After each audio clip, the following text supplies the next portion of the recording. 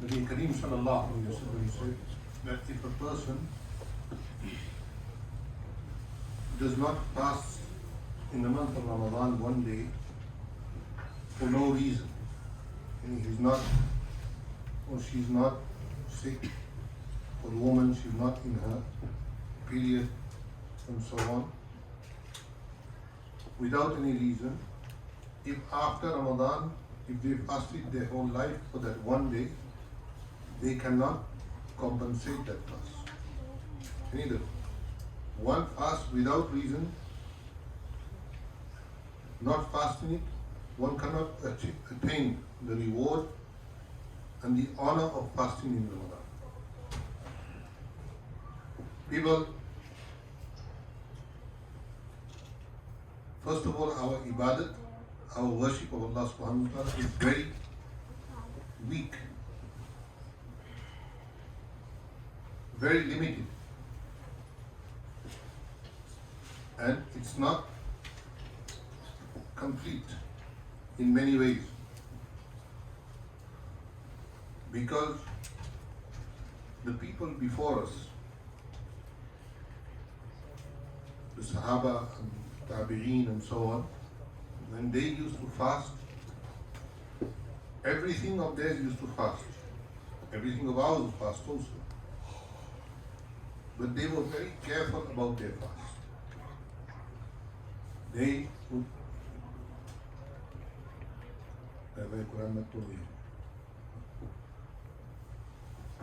everything of theirs used to fast. They used to fast, so their mind would be away from evil thinking. Their tongue would abstain from speaking evil, talking evil, backbiting, and so on.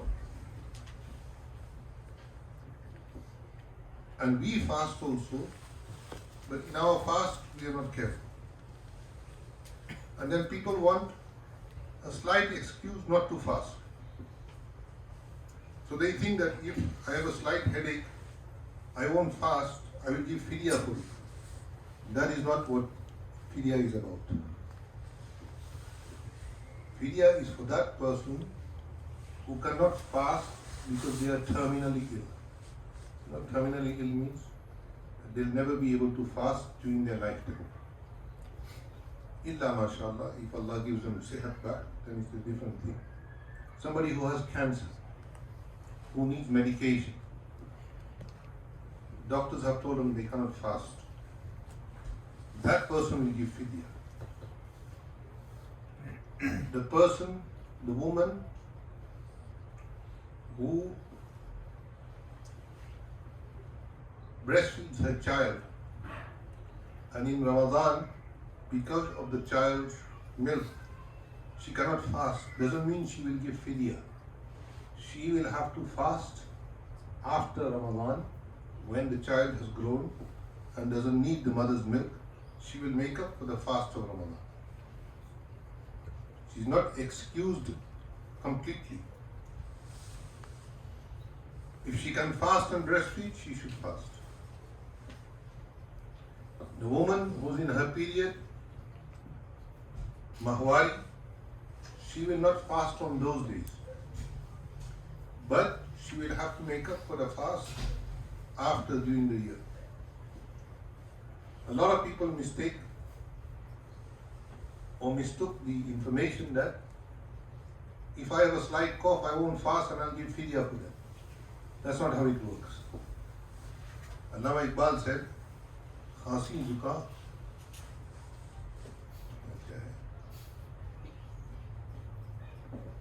नज़ला खांसी जुकाम कौमी निशा हमारा. नज़ला खांसी जुकाम कौमी निशा हमारा. Yani to have a little bit of a runny nose and to cough a little bit and to have little zukam, this is part and parcel of being an Asian. We don't stop going to work because we have a slight headache. We don't stop doing our things if we have a slight cough. No. Similarly, In Ramadan, if somebody coughs a little, that doesn't mean he stops fasting. In Ramadan, one should not disregard the fast of Ramadan, as Nabi Sallallahu Alaihi Wasallam said, because even if you try to compensate for it, throughout your lifetime, you cannot compensate. The farz will be done. The one fast that you didn't do, you only fast one day for it. But the barakat of Ramadan, the ajr of Ramadan will not be accumulated. After Ramadan, when Eid is declared, the next day after Eid, how many people will fast? Illa mashallah, maybe someone. But majority, nobody will fast. Why? Because it's not fard. And if somebody does, alhamdulillah, but it's not a fard fast. The sixth Shawwal, the sixth fast of Shawwal are sunnah. So if somebody fasts, okay, that's for their benefit. But we cannot enforce that fast upon anybody. And people won't care. But Ramadan is important.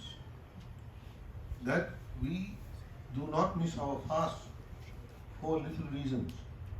Sometimes people phone and they say, I need blood taken out, blood works. So can I not fast today? So how much blood are they going to take out? Maybe one vial or two vials. Inshallah, you will live. You don't need to break your fast for it. You don't need to stop fasting for it. If there's an appointment, if you can postpone it till after Ramadan, it's better. So that it doesn't bother us in our fast. So the fast is very important of Ramadan, that it should not be excuse for some minor excuse. If somebody has a surgery or something like that, a major thing, then they will make up for the fast after, when they become better after Ramadan. Throughout the year they can make up for the fast. But again, the barakat of Ramadan will be missed. So if somebody has a surgery and they can delay, they should delay. Unless it's emergency or there's no other possibility, then. So the fast is very important, that we keep it in Ramadan. We don't miss our fast in Ramadan. If somebody is traveling from here, say Bangladesh or Pakistan or India or to the Middle East, then obviously the timings are very. So that day they don't fast, that's a Shari excuse. But if somebody is traveling from here to Orlando, that is safar also. But the person says, I'm not going to fast because I'm going to Orlando. Orlando, mashallah, we're not walking in there. We're going by car. We'll be there in 3 hours, maximum 4. So we can live without water whilst we're driving. We do everything else. So we can drive that much also without water. So a person needs to not break their fast. If somebody breaks their fast after fasting, then there is going to be kafara, which is 2 months of continuous fasting. And even after 2 months of continuous fasting, it doesn't really accomplish the fast of Ramadan. If somebody deliberately breaks their fast. We have to be very careful about the fast, that we don't, for little excuses, we leave the fast. And in the month of Ramadan, mashallah, people have, their hearts are soft. So many of us give zakat at that time. So mashallah, if you have money, Allah has given you wealth. If you have stocks and so on, you should take everything, calculate it, and give 2.5% of it. Obviously, a person who only has $1,000, how much will he give? $25. But if a person has $1 million, then how much will he give? 25,000. 25,000. It's 2.5% of anything that you earn. So the person who's got $1,000, for him to give $25, it's not a big thing. But a person who has $1 million, then he will try to look for excuses. That how can I not give that 25? Now if you give your $25,000, if you have $1 million, and you give your $25,000 in zakat, Allah will increase for you. Subhanallah. إنما يمحق الله الربا ويربي الصدقات. Allah destroys riba, interest, and He increases sadaqat. But that's farz. 2.5% of our total wealth is farz. But that don't mean that we don't give in any other causes. We should give to the poor, to the needy. Today somebody phoned me and asked me that can he give his zakat to the orphans to feed them, iftar. I said you can give food and so on, but even that you cannot feed somebody from your own pocket. You have to give zakat from that. One is the masala, because in the Ahnaf you can give somebody who's poor the food as zakat, but it's not preferable. Small kids, small children who are in yatim khana, you're going to give them zakat as iftar.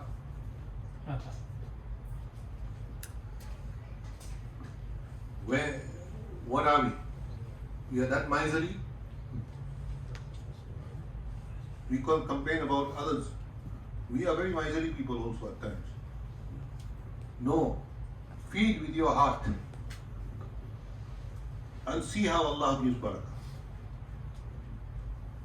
See how Allah gives barakah. There is a waqia in the hadith, and there was a sahabi of Rasulullah sallallahu alaihi wasallam, and a guest came to Rasulullah sallallahu alaihi wasallam and he wanted food.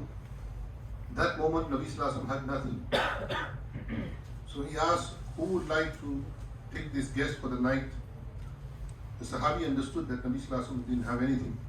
So he said, Ya Rasulullah, I'll be his host. So he went home and he asked his wife.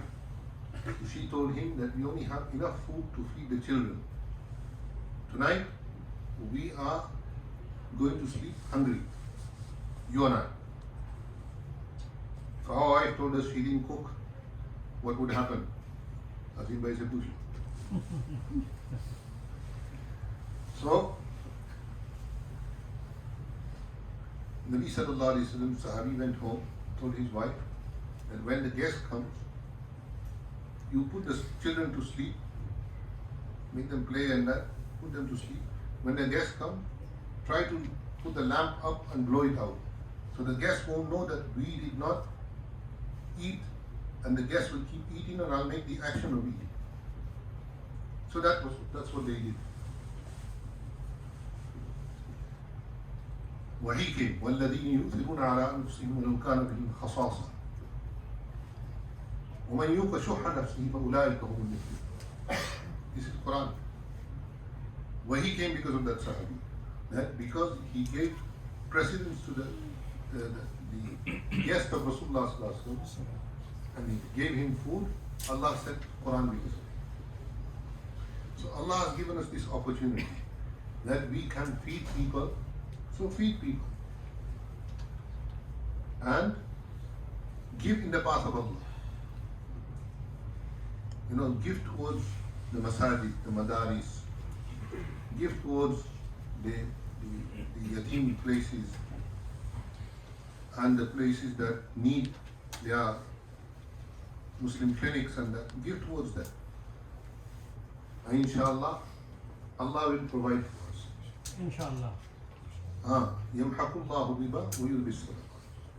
Allah destroys riba, interest, and Allah increases sadaqat. So sadaqat doesn't mean that only for zakat. No. It could be anything. Give in the path of Allah and you will see how Allah will increase your wealth. And if we don't give in the path of Allah, then Allah will give to others who will be better than us and give in the path of Allah. But we will be losing out because we won't get ajr. So may Allah give me tawfiq also, me tawfiq also. If zakat is fard, we should take it out as soon as possible. We should not wait. And we should give also tabarru'at. Obviously, I'm going to now say for the masjid that we need 1,000 people to give $1,000. Alhamdulillah, people are giving. So, take part in that. If you can't give 1,000, whatever amount, 500, or you can phone 3 people up, or 4 people up, and you can divide it and give it. So, inshallah, that will help the masjid also, and it will help all of us also, those who give. May Allah give me tawfiq. Ameen.